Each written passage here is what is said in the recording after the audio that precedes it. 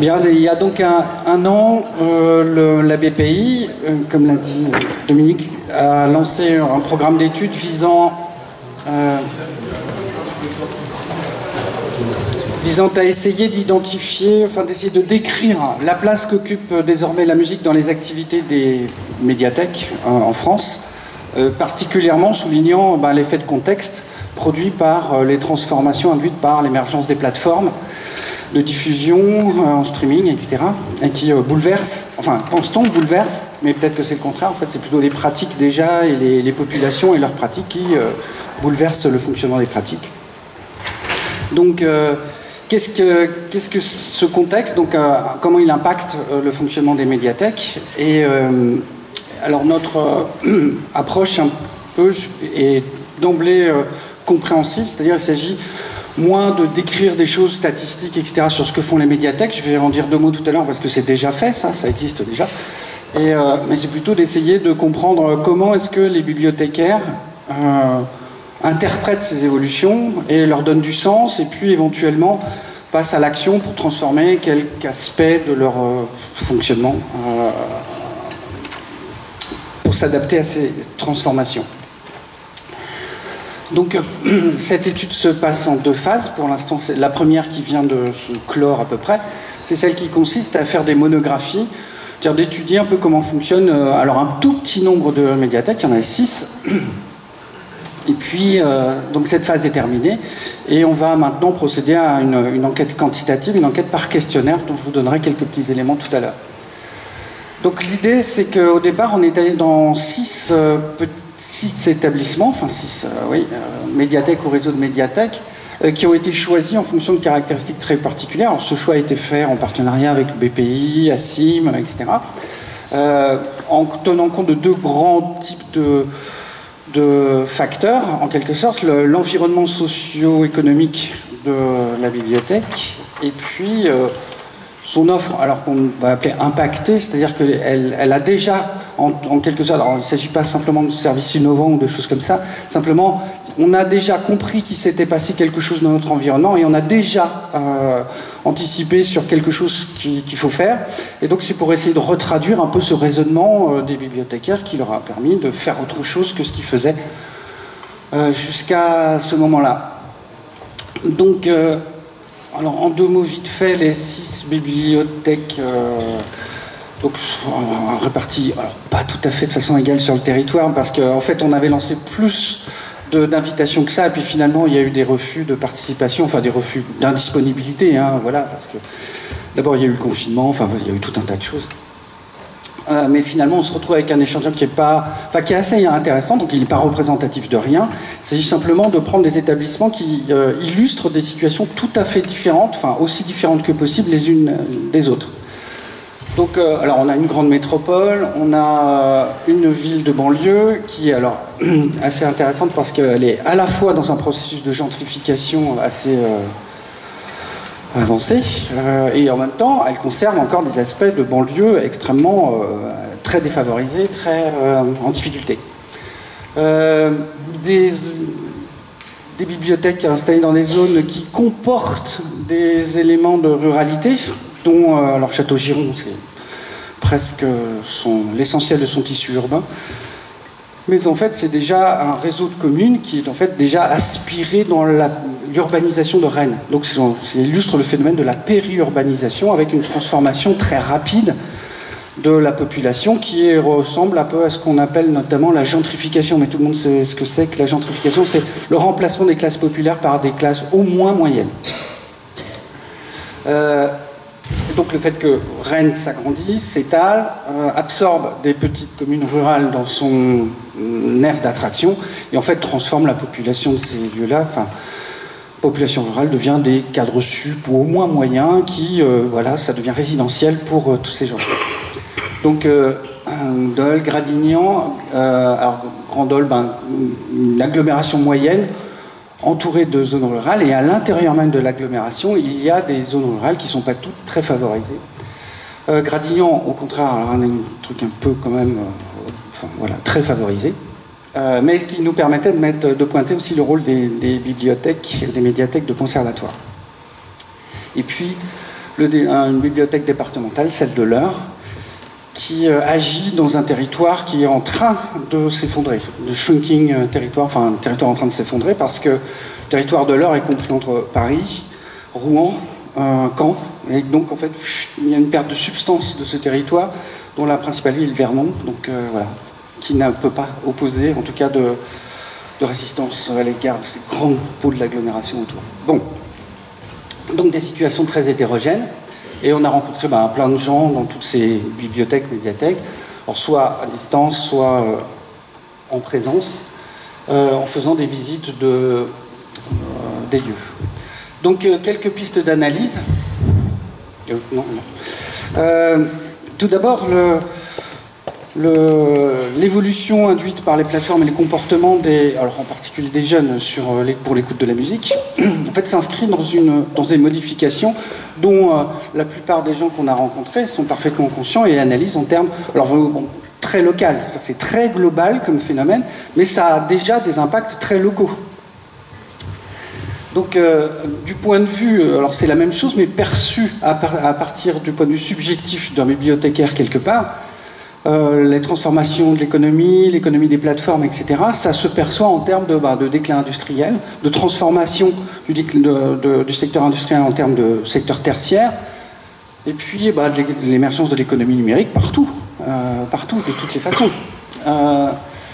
Ça, c'est pour ce qui est de l'économie. Pour ce qui est des impacts de cette économie en termes démographiques, c'est partout le déclin de la classe ouvrière, le déclin quantitatif de la classe ouvrière, l'émergence de nouvelles classes moyennes, notamment les creative classes, c'est-à-dire des classes qui sont, des groupes sociaux qui sont caractéristiques des phénomènes de métropolisation. Toutes les villes, à partir du moment où elles se pensent en tant que métropole, c'est-à-dire système beaucoup plus large qu'une ville, en fait, elles attirent des formations et donc des catégories socio-professionnelles qui sont associées à l'enseignement, la recherche, la formation, la communication, le tourisme, la culture, etc.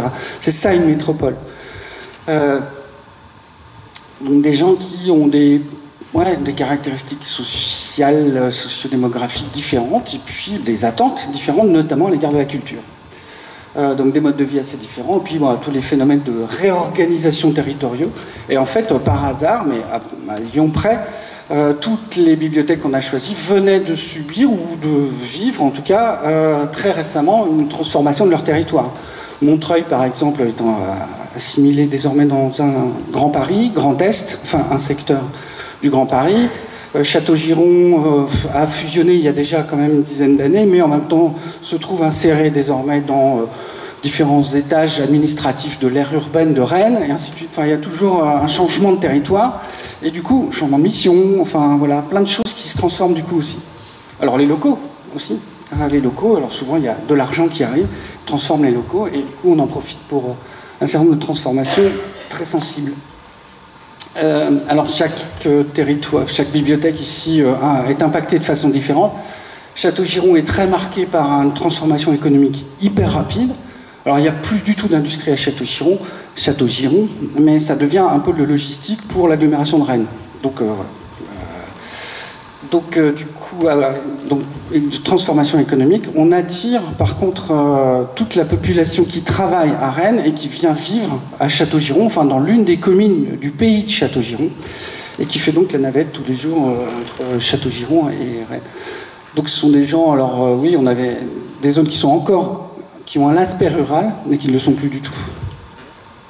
Château-Giron, Gradignan, un territoire assez favorisé. Alors je mets Lyon un peu à part, parce que Lyon... Voilà, impacté depuis très longtemps par tout ça. Montreuil, donc changement de territoire, accroissement de la gentrification, mais accentuation très très forte de l'écart qu'il y a entre les secteurs gentrifiés et les secteurs qui ne le sont pas. Donc une tension très très forte dans la commune de Montreuil, entre les quartiers du nord de Montreuil par exemple, et puis le reste. L'Eure... le shrinking city, c'est-à-dire les villes qui s'effondrent. Alors c'est pas une ville ici, c'est un département, c'est-à-dire qui se vide de substance. Et Dole qui comporte une réorganisation, un pôle qui réorganise des territoires autour, qui devient un pôle d'organisation territoriale. Donc, alors tout le monde, dans toutes ces, quelles que soient les différences, ici on observe toujours une diminution des prêts, alors particulièrement des CD, une diminution des coûts sur place, et tout ça étant particulièrement prononcé chez les jeunes. Alors tout le monde invoquant les plateformes, à juste titre, du remplacement aussi de tous les dispositifs d'écoute, c'est-à-dire qu'en gros, dans les zones rurales en particulier, où tout le monde prend la voiture et écoute la musique dans les voitures, dès qu'on a changé de voiture, il n'y a plus de lecteur de CD. Enfin voilà. Et puis, notamment aussi, alors je rapporte ici une discussion avec des gens qui... plusieurs fois la même discussion autour des phénomènes de banlieue, sur comment aujourd'hui faire découvrir des artistes français qui font de la musique pour les jeunes, etc., donc Sophie Forte ou la Schneider par exemple, quand il faut s'opposer à Weshden ou Nakamura. Qu'est-ce qu'on peut faire? Qu'est-ce qu'on peut opposer à Weshden et Nakamura, étant donné qu'il y a des identifications ici, alors Black, Rebeu, enfin je prononce les termes comme ils sont dits par les jeunes eux-mêmes, voilà, et qui s'identifie en termes, tout à l'heure j'entendais le mot ethnique, voilà, une espèce d'identification ethnique qui est un peu compliquée. Donc il y a plein d'obstacles, mais tout le monde disant, il y a une carte à jouer dans la musique, il y a un truc à faire, et c'est ça surtout que je voudrais essayer d'évoquer, c'est un peu quelles sont les tactiques, stratégies, ou, enfin peut-être stratégie c'est peut-être beaucoup dire encore, mais qui sont mises en place pour essayer de réagir à ce contexte pas très favorable pour la musique en bibliothèque. Le premier, c'est d'abord la patrimonialisation du fonds. C'est-à-dire c'est considérer tout ce qui a été acheté, etc., enfin, ou acquis de différentes façons, etc., au cours des années précédentes, comme un trésor. Et alors, chacun de mettre en évidence qu'il a dans son fonds des trésors, des pépites. Alors, des pépites en général, quand le fonds est ancien, structuré, avec une offre très très large, etc., ou bien que par hasard on a acquis des fonds, par exemple de France Musique, qui désherbe la totalité de ses CD, je sais pas quoi, et boum, ça atterrit dans une bibliothèque, ou bien un artiste, enfin un journaliste local qui cède sa propre collection et de livres et de disques, etc. Enfin, il peut y avoir des choses un peu rares comme ça, alors soit sur un thème, soit sur un type de support, soit, enfin voilà, toutes sortes de types de trésors, des pochettes, des affiches ou des choses comme ça. Et ça peut être aussi des choses un peu anciennes. Alors, tout à l'heure, on parlait des publics à besoins spécifiques, en particulier les personnes âgées. Il faut savoir que sur Spotify, Deezer et autres plateformes, il n'y a plus grand-chose de l'œuvre de Jacques Lantier, par exemple, ou des vieilles chansons françaises. Voilà, donc il faut, si on a un fond avec ça, ça peut être un trésor très important, enfin voilà, une pépite en tout cas, très utile pour mener des actions auprès de publics particuliers. Donc ce fonds, ce trésor, il s'agit de le rendre accessible, le faire découvrir et de le rendre accessible, notamment, alors il y a eu plusieurs stratégies possibles, il y en a beaucoup, c'est de changer tous les logiciels, tout ce qui permet de faciliter l'accès à ce fonds, en le faisant écouter par exemple aussi, et puis aussi en modifiant le mobilier, le besoin pour mettre le plus possible de références dans les rayons, pour permettre aux gens d'avoir accès facilement. C'est-à-dire c'est le contraire du désherbage. Il y a des solutions adoptées par au moins 2 des bibliothèques qu'on a rencontrées, mettre le maximum de ressources dans des rayons, dans des espèces de mobilier adaptés qui permettent d'avoir accès à tout. Ou sinon à tout, en tout cas à très très peu, à presque tout. Cette patrimonialisation, elle peut aussi, elle va avec la patrimonialisation de la scène musicale locale. Alors, ça passe souvent par la création de plateformes musicales alternatives, comme Zik à Montreuil, Gironde Music Box ou la Sonothèque de Normandie, qui consiste à essayer de fédérer tous les artistes de la scène locale, de mettre en ligne, de documenter ces ressources, et puis de les faire connaître, de faire écouter, de les faire entendre, etc., de différentes façons, soit en mettant des ressources numériques directement sur la plateforme, soit en mettant des liens pour entendre et ou voir, par exemple, des concerts sur YouTube ou des choses comme ça, de ces groupes ou ressources locales. Alors quelquefois, ce sont comme dans l'heure, il y a une tentative de produire ces ressources-là. C'est assez compliqué, on va voir tout à l'heure sur l'organisation de concerts ou filmer des concerts, etc. Ça peut poser des problèmes techniques du droit d'image ou de choses comme ça, qui fait que pour l'instant l'expérience est plutôt malheureuse. Donc, documenter le fond et le partager peut-être un peu mieux ou plus que c'était par le passé, notamment en changeant les mobiliers. Constituer et patrimonialiser en quelque sorte la scène musicale locale des artistes, mais aussi de toute ce qu'on appelle en sociologie un monde, c'est pour ça une chaîne de coopération, tout ce qu'il y a autour des artistes dans la musique, des promoteurs, des labels, des studios et ainsi de suite. Pour permettre par exemple à des jeunes gens qui veulent créer un groupe de connaître un petit peu tout leur environnement, de savoir à qui il faut s'adresser pour se faire aider, financer, etc., dans le cadre d'une production, et ainsi de suite. Donc il y a patrimonialisation, de nouvelles médiations, notamment quand on a un grand fonds, il faut proposer différentes façons, soit individuelles, soit collectives, de parcourir ce fonds. Alors je parlais des animations après, sur des expositions, des choses comme ça, qui permettent de révéler ce qu'il y a dans les fonds. Mais ici, accompagner dans des parcours individuels ou collectifs dans les fonds documentaires. Travailler beaucoup l'expérience de l'écoute aussi, c'est faire entendre des musiques. Soit de façon collective, alors, les concerts, les démonstrations, les balades ou siestes, il y a toutes sortes. Dans notre rapport, il y aura ici une espèce de catalogue absolument hallucinant de tout ce qui est expérimenté, testé en termes de faire entendre des musiques que les gens n'entendent pas forcément, ce qu'on trouve moins souvent sur les plateformes en tout cas. Soit donc collectivement ou individuellement. Et puis aussi beaucoup d'efforts, semble-t-il, certaines bibliothèques ou médiathèques réinvestissent ou investissent en tout cas tout ce qui est la pratique musicale. Alors souvent, souvent, rappelez qu'on a fait 6 bibliothèques, donc il n'y a pas de quoi faire des statistiques. Mais à chaque fois qu'il y a un bibliothécaire musical qui lui-même fait de la musique, guitare ou je sais pas, n'importe quoi, en fait là ça peut être un moteur ici d'initiation, en tout cas d'action visant à inciter à la pratique, mais ça peut aller de pair aussi avec des organisations de rencontres, on organise des rencontres avec des artistes et avec les instruments. Tout à l'heure Fabien a parlé du rôle des instruments, c'est-à-dire voir, écouter, toucher des instruments, etc. C'est assez important en tout cas pour susciter des envies et des vocations.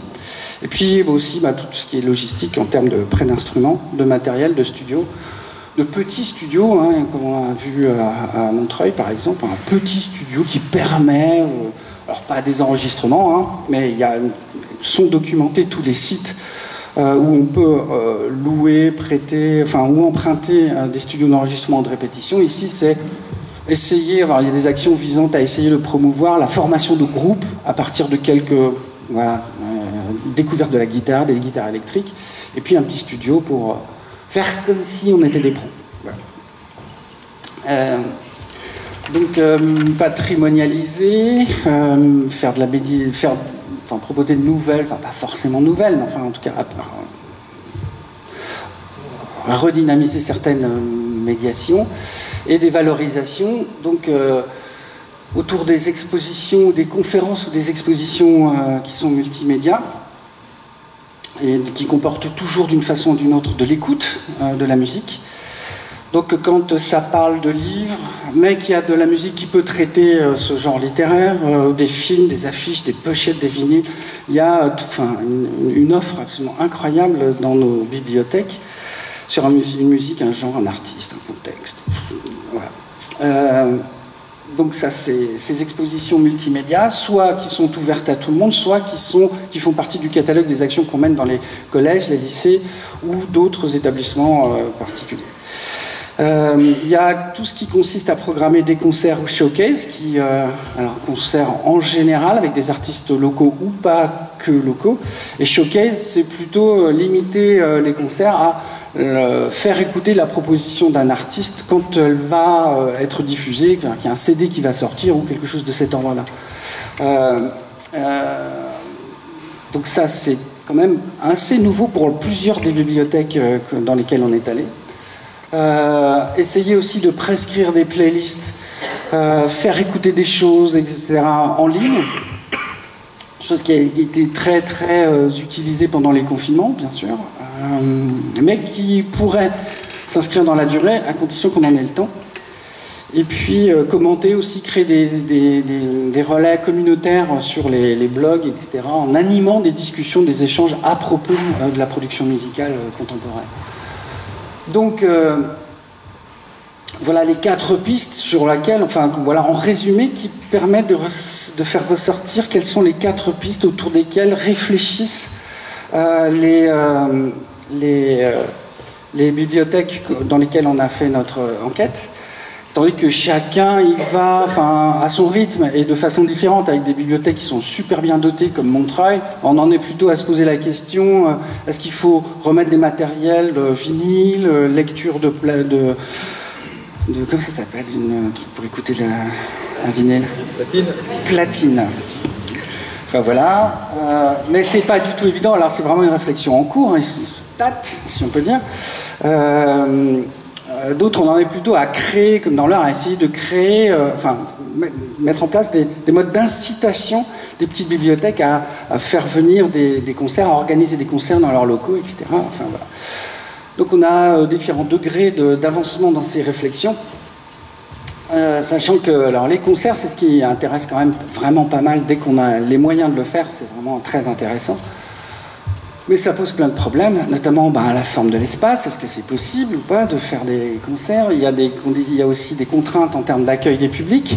Alors, dans la bibliothèque de l'Eure, il y avait quelqu'un qui s'occupait, qui était personnel technicienne de la bibliothèque de l'Eure et qui s'est donc impliquée dans les CHSCT et qui s'est en quelque sorte improvisée comme la prescriptrice de l'organisation de concerts dans les petites bibliothèques parce qu'elle connaît les contraintes de sécurité qui sont associées à l'accueil des publics dans le cadre de concerts dans les bibliothèques.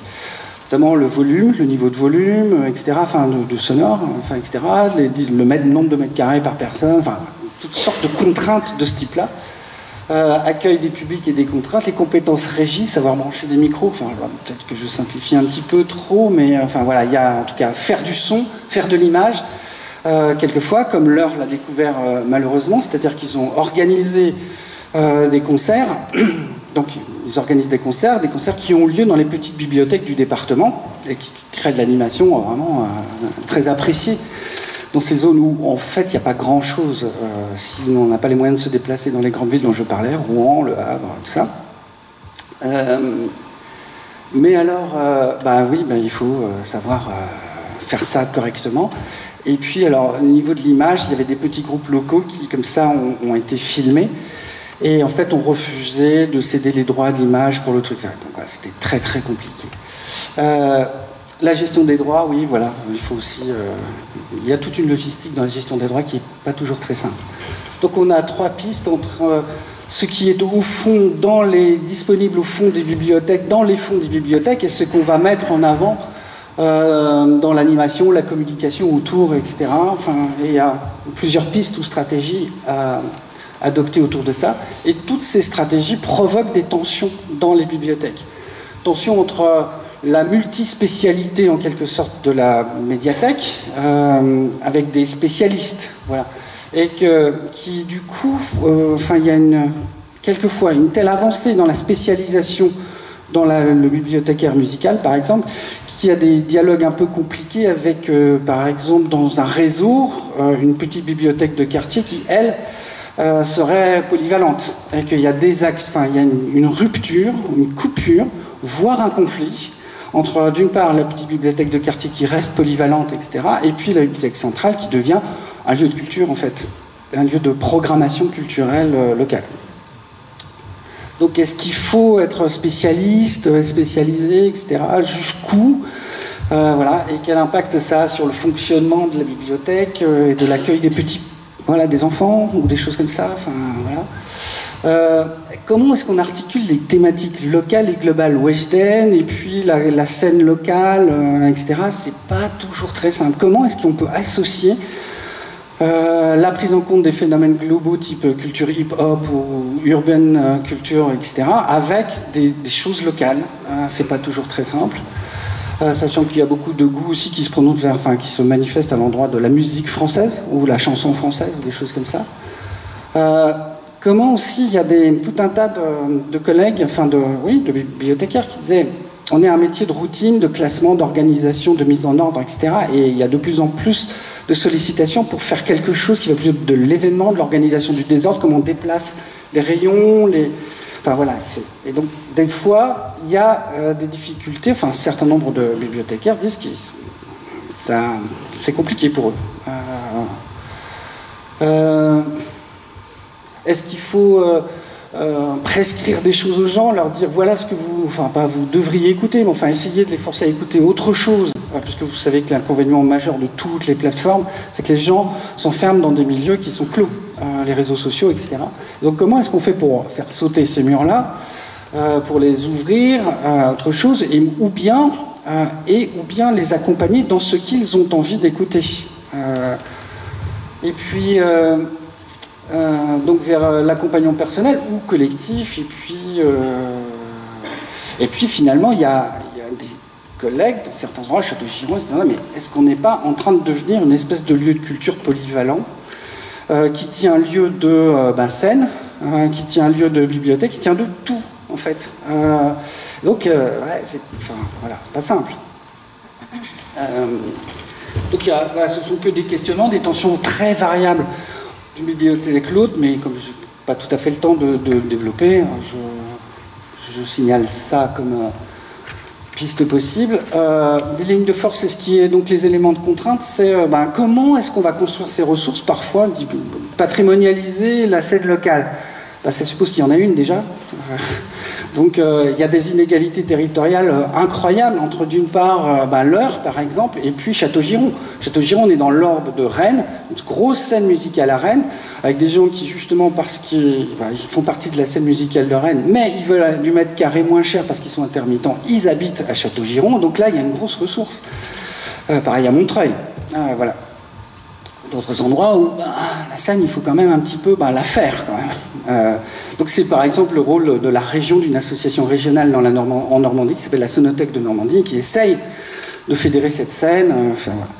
Donc des inégalités, puis le projet de territoire qui fait que il y a des injonctions aussi qui sont faites par les institutions sur quel doit être le nouveau rôle de la bibliothèque dans ce contexte-là. Une ligne de fuite, c'est moins une contrainte que... C'est quoi l'élément de force? L'élément de force, on l'a souligné tout à l'heure, c'est l'expérience de l'écoute de la musique. Alors là, il y a tout un chapitre assez documenté et hyper intéressant sur quelle est la plus-value d'écouter de la musique, alors ensemble ou pas que ensemble.